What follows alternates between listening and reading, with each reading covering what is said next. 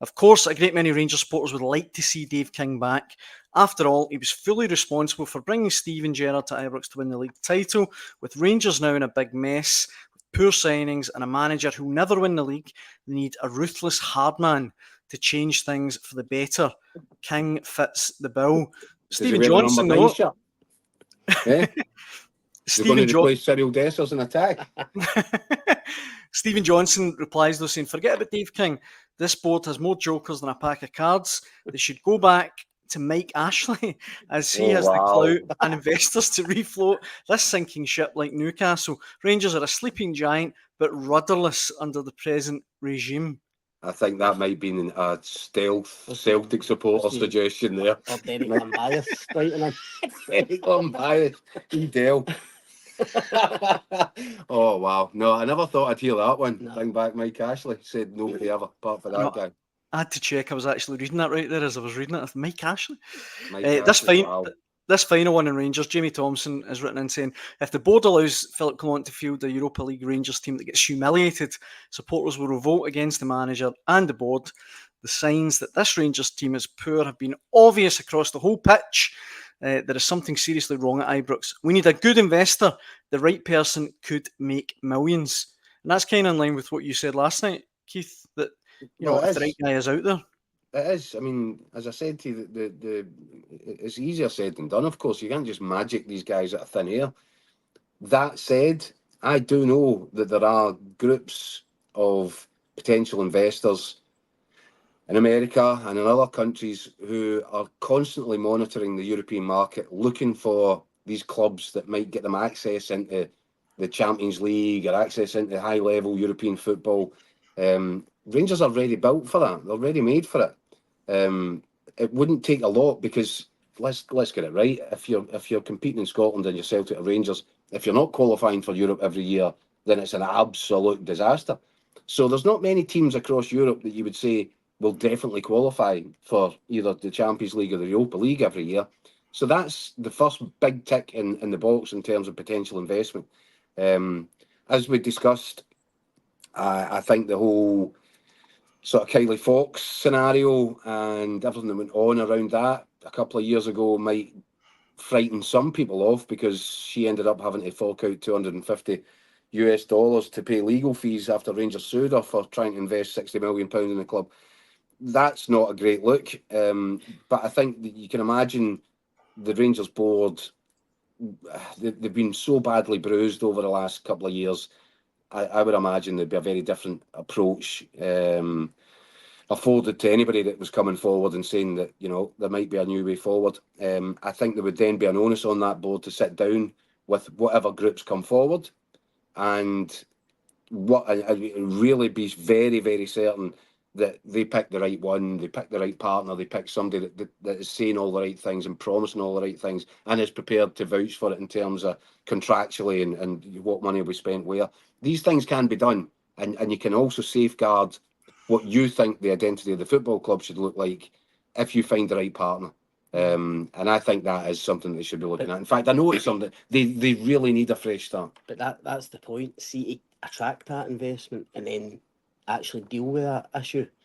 First of all, they need leadership, don't they? I mean, as it stands now, I think there is no leader. I think, Scott, what you need is people that are prepared to sell their shares.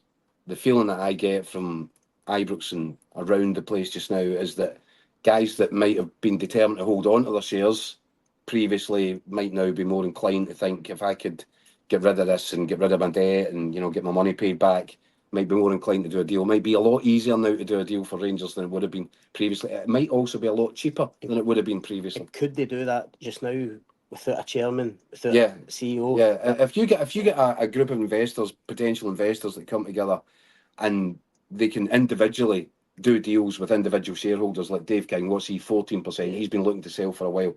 So you take 14% off him, you take 8% there, you take 10%. If you can get yourself up to 51%, then that is you've got control of the boardroom at that point. Yeah. If you can hoover up these shares from all the individual parties, I think the Rangers are so fragmented and broken at boardroom level that it would be very difficult to go in and say, look, guys, we're proposing this. Can you come along with it? I think it's now broken down to such an extent you would need to probably go and tie up individual deals with individual shareholders. Do you think fans would want foreign investors to own more than half of the club?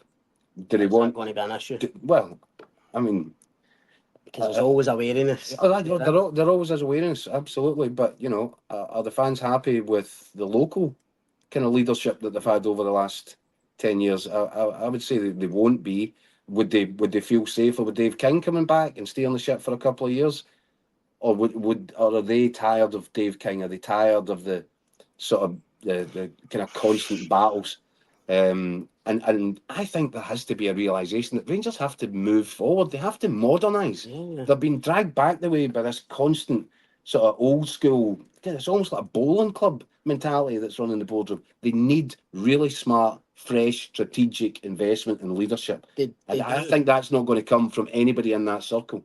So they have to look outside it. I think you would probably take Dave King back. No, listen, I don't disagree with that. I don't disagree with that. However, and this has been asked a lot, Daniel, in the last couple of weeks, is for people coming in, do they need to know the club? Do they need to know Glasgow? Do they need to have a feel for it?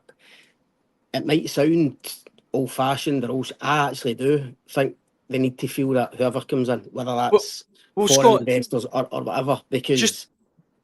Sorry, I didn't mean to jump in, Scott, but just the timing was immaculate. Rangers easy, okay, watching live on YouTube, right, since almost exactly that. I can see us getting investment next year or so, but we need to be careful of the type of person we attract.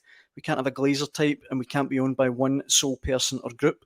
I think Glasgow and the Old Firm is pretty unique, Daniel. I don't think people would disagree with that, and I think most other clubs in Europe, you think even clubs down south, like your Brightons or your Southamptons or clubs like that, I don't know if people investing at these clubs, and I know there's loads more money to be made, Premier League, TV money, etc., but do they really need to have a feel for that club? I don't think so.